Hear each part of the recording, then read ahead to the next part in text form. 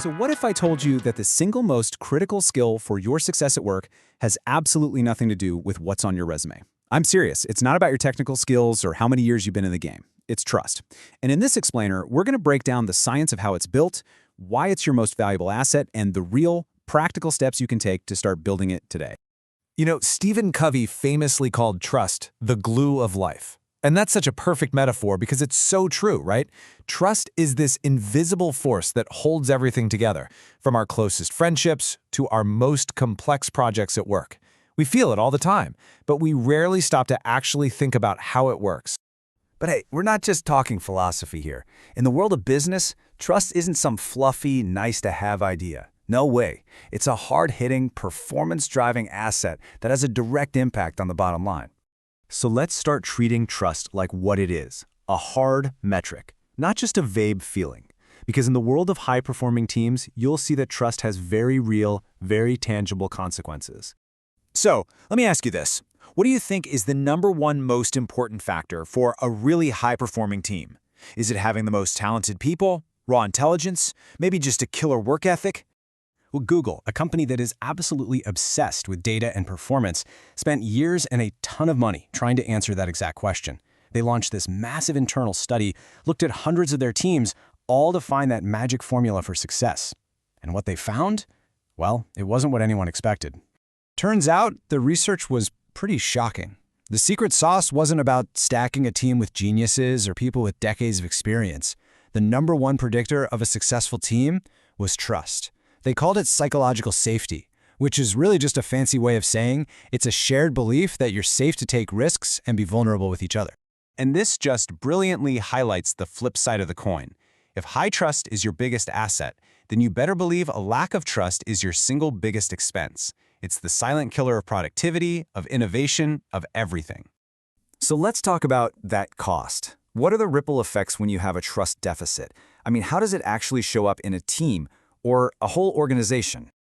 Okay, think about it like this, like a hierarchy of needs for the workplace. Without trust, people don't feel psychologically safe. It's a basic need.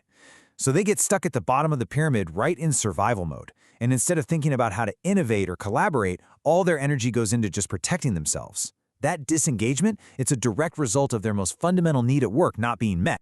And when people are stuck in that survival mode, you lose the most valuable thing you have, their discretionary effort. You know, that's the difference between someone just doing their job and someone being truly committed. They'll do the bare minimum, sure, but they're not going to volunteer for that tough project, stay a little late to help a colleague, or, and this is a big one, risk sharing a bold new idea. All that incredible creative energy just vanishes. And get this isn't just some organizational theory, it's biology.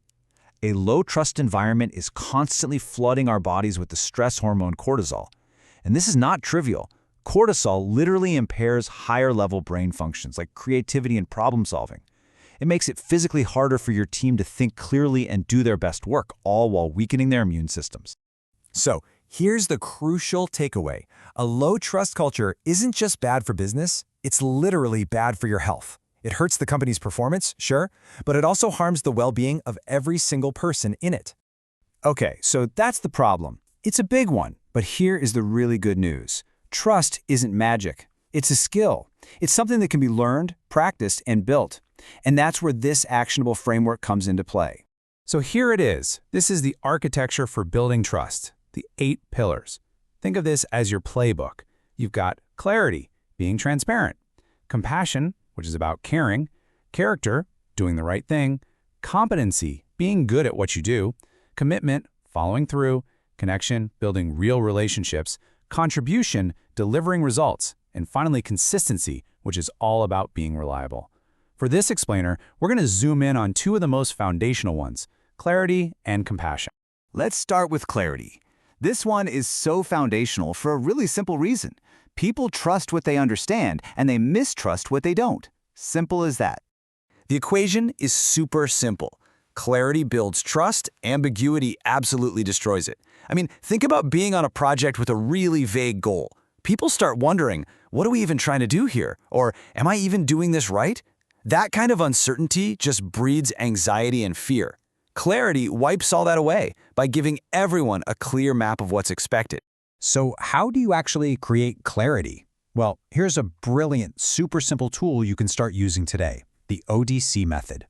Next time you delegate something, start with the O for outcome. What does success actually look like? Then, set a clear deadline. And finally, and this is the key part, ask clarifying questions to make sure everyone is on the exact same page. It's that simple. Okay, now let's shift gears from the tactical side of things to the really personal side with our second pillar, compassion. This is all about moving beyond tasks and deadlines to show people you genuinely care about them as human beings. You know, Maya Angelou just captured the heart of this pillar perfectly. At the end of the day, trust is an emotion, and compassion is the behavior that speaks directly to that emotion. It's about making people feel seen, feel valued, and feel appreciated. And the data on this is just staggering. One study found that belittlement, which is the polar opposite of compassion, causes a 33% drop in performance. And that makes total sense, right? When you realize the number one reason people quit their jobs isn't about the money. It's because they don't feel seen or appreciated by their boss. So, just like with clarity, here's another super practical tool for you, the laws of compassion. Listen to understand. Don't just wait for your turn to talk. Appreciate people for their specific contributions. Wake up and be fully present in your conversations. Put that phone away. And serve selflessly by asking, how can I help you succeed? And this brings us to our final and maybe most crucial point. Trust isn't built overnight or with some grand gesture. Nope, it's built in thousands of tiny little moments, day in and day out. The absolute best way to think about this is like a bank account, a trust bank account. And in every single interaction you have, every email you send, every meeting you're in, every casual chat by the coffee machine, you are either making a deposit or you are making a withdrawal. There is no neutral ground here.